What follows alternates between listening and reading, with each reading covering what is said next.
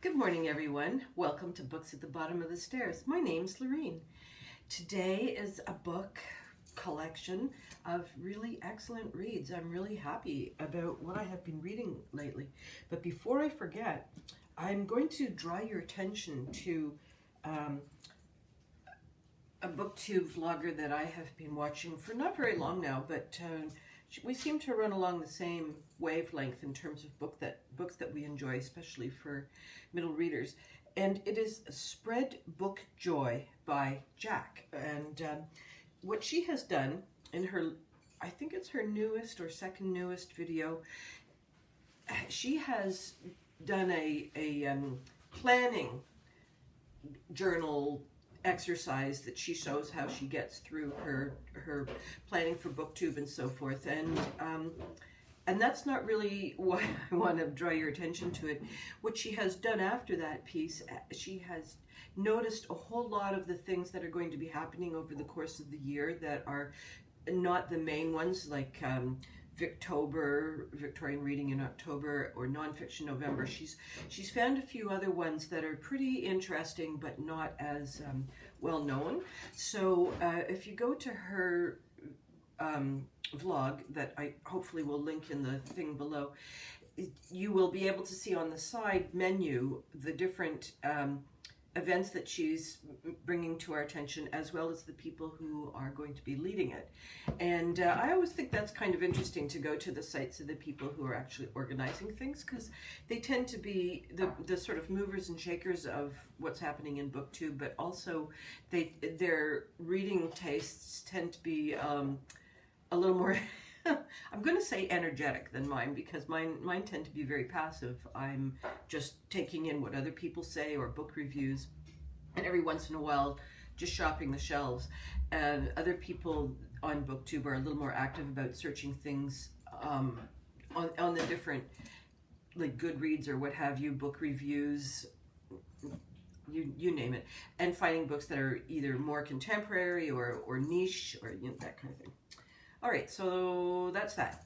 The books that I have read that I have really enjoyed this month, there's actually several.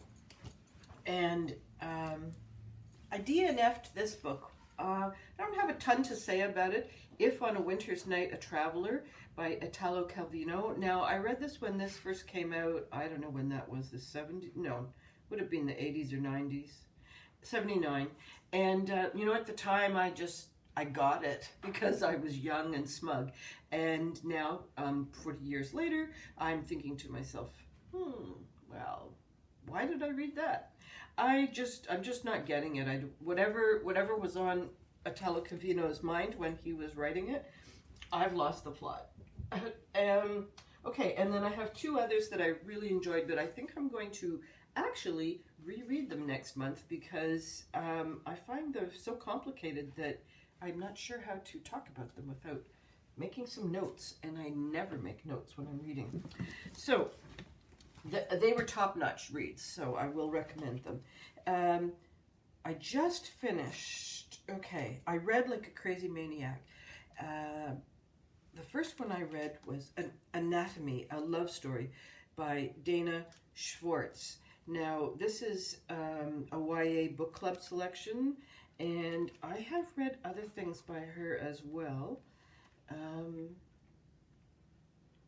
Or have I? I know the name, but I don't recognize the titles of her books. Anyhow, this was really quite interesting.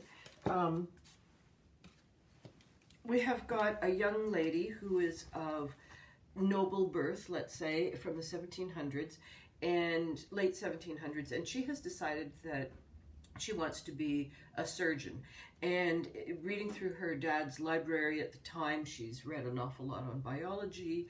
There's one book that is about being a doctor, and so you can, I don't know if you've ever read any of the literature from the 1700s. It's really, well, it's a lot like walking through molasses. It takes a while to figure out where exactly the verb and the noun are. There's just so a lot of digression in the writing. So anyway, she's read through this and has decided that she is going to take the examination process for becoming a doctor, but she's going to disguise herself as a boy to do this.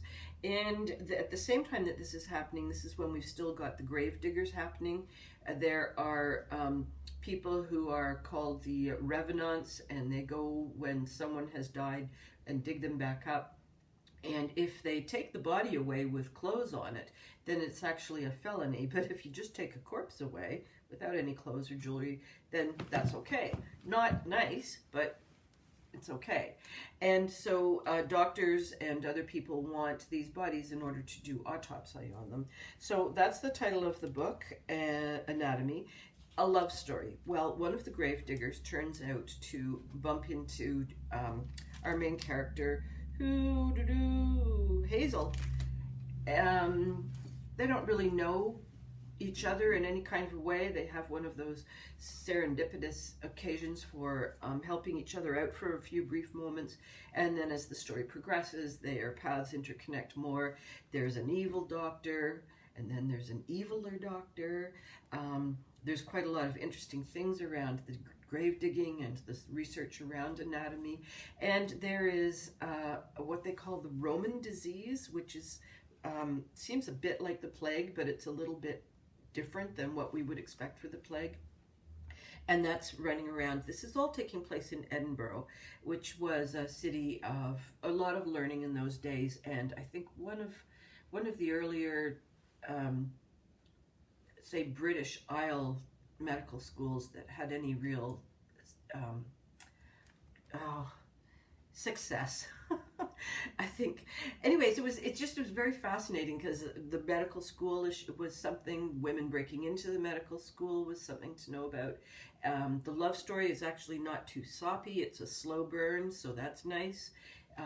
The appearance of the foes is fairly sneaky, and it really wasn't until I hit the last 10 pages where I didn't love the ending. My book club was 50-50 on it. Some people saw it as an opportunity for a sequel, and I'm not always the craziest about sequels. So I like a book to be pretty much able to conclude on its own terms, and then if there's a second book, I like a whole different kind of premise with the same characters. Anyhow, this book does have a peculiar ending, but I still thought it was top-notch. I gave it 4.5 stars just because of the ending. Otherwise I would have given it 5. And I really enjoyed the characters, and I enjoyed the kind of gloomy atmosphere. That it's not entirely gothic, but it is a little bit creepy in a way. And the main character, Hazel, does a good job of reaching her goals in an unconventional way. Unconventional to the times, but also unconventional to what we're accustomed to reading about when we do historical YA fiction. So that was good. All right. I don't know which one I liked better from the next 2 books. Tell the Truth, Shame the Devil by Melina Marchetta. Now she's from Australia, and she started out with books called Saving Francesca and Jellicoe Road. Those were Australian boarding school mystery drama type books.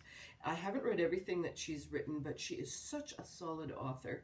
And this one it came out in 2016. Oh, hi, Taz. What is it about?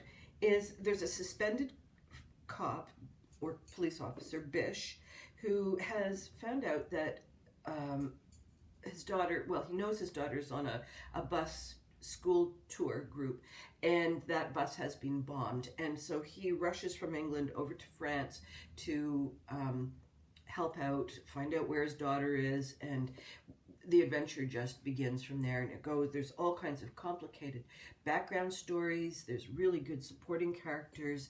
Nothing is as it seems. The French intelligence services are getting embroiled in all of this, of course, because the bombing has happened on their property or their land. And one of the other children, teenagers on this bus, is actually the daughter of someone who was convicted of terrorism. So was it a continuing terrorist operation? Was it something singular? Was there something else going on? So Bish is talking to all of the kids and talking to the parents and coming around eventually to the whys and the wherefores and the whodunits, and it's just a really well-crafted journey. And I really enjoyed the teenagers. They're snarky and bitchy, and one of the things that Melina brings forward is that the teens are communicating to us in their way. We just don't have the language to get it all the time. So it's very interesting to take her interpretation of what was actually a good conversation with a teenager. So it's a short time frame that the setting is in, and it's fairly close to the tunnel across to France. There's one of the things she doesn't shy away from is telling a bit of a gory story. Oh, and talk about gory, yeah. In this one, anatomy, my goodness. Every time I sat down to have some breakfast or lunch or something, I'd be coming across a dissection or a grave digging situation. Yeah. This one for sure likes its descriptions of body parts. This one, not so much. Once we get past the bombing scene, it settles down. There's a lot of tension around the girl who was the daughter of the terrorist. The whole family had been embroiled in that horrible time period, and so there's situations with her uncle and cousins, and it's very, very tightly woven story. Really, really like it. Okay, the next one I read is Alice Feehney, the author, and the book's title is Daisy Darker.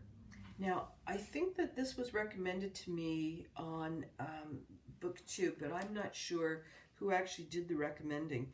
But it's recent, so what's that got to do with anything? Nothing really. She's also written Sometimes I Lie, I Know Who You Are, His and Hers, and Rock, Paper, Scissors. I thought at first that this was going to be a YA book because the main protagonist is fairly young, but not a teenager, certainly not a child. So what's happened is there is a family reunion happening on an island where the tide for 8 hours makes the journey between the island and the mainland impossible. There's a storm. So we've got a lot of the conditions that allow for a really good murder mystery.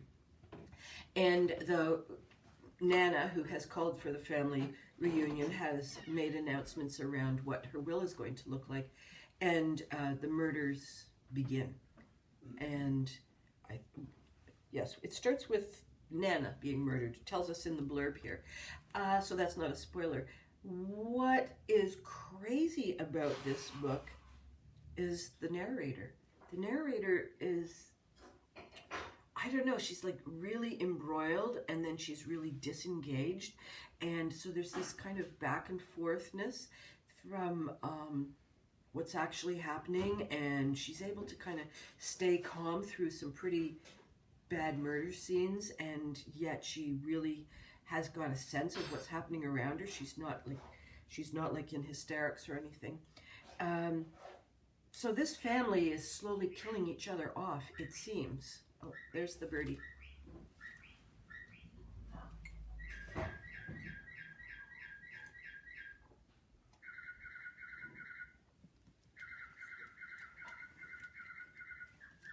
I didn't get the sense that the murders were really about the will, and because the will was such that no one really stood to gain from murdering Nana, because she had the will, her copy of the will with her, but her lawyer had a copy of the will too. So, and he had left the island, so there was not really any opportunity to rewrite the will or hide the will. Or, like, the actual will was going to go forward regardless as to who was alive by the end of the 8-hour tide. It's so, it's kind of gothic. in the settings and the storms. It's kind of, oh, this book is inspired by Agatha Christie's And Then There Were None. That whole kind of slow attrition of living people. But there were just some surprises all over the place. Everybody's got secrets. And the murderer is aware of these secrets, which is interesting because like the murderer or murderers know the other people's secrets. So how did that happen? Because everybody's going, I didn't say anything. I didn't say anything. I'm not doing a very good job of describing it because the key point of this book is something that if I give it away, it will ruin the book. You're going to just have to trust me and go for it. It was a really, really good book. So yeah, I gave that one 5 out of 5 stars. I'm doing pretty good. I've got through most of my January pile. I have 3 or 4 books that are still on the go, but I've actually reached my January goals if I complete 1 book. So I think that's pretty cool. Good start to the year. Oh, Taj came down. I didn't even notice. Like, for such a big cat, he really moves quietly, doesn't he? So I hope all your reading dreams and adventures continue to come true, and I'll see you next time. Bye-bye.